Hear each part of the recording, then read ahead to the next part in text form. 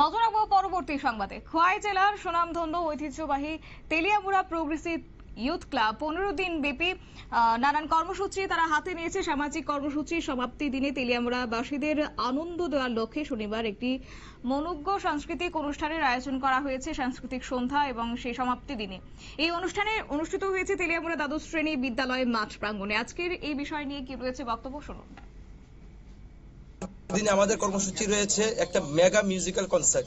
আজকের এই mega musical কনসার্টে ইতিমধ্যে আমরা প্রস্তুতি প্রায় চূড়ান্ত পর্বে সেরে নিয়েছি। প্রায় আমাদের এই কনসার্টে প্রধান শিল্পী হিসেবে থাকছেন ভারতবর্ষের নামকরা বলিউড প্লেব্যাক সিঙ্গার, এবং 2024 সালে যে দুইটা গান সবচাইতে বেশি ভাইরাল হয়েছে, আজকি রাত এবং ফিলিংস যে গানটা গেয়েছেন সেই শিল্পী মধুবন্তী বাগচি।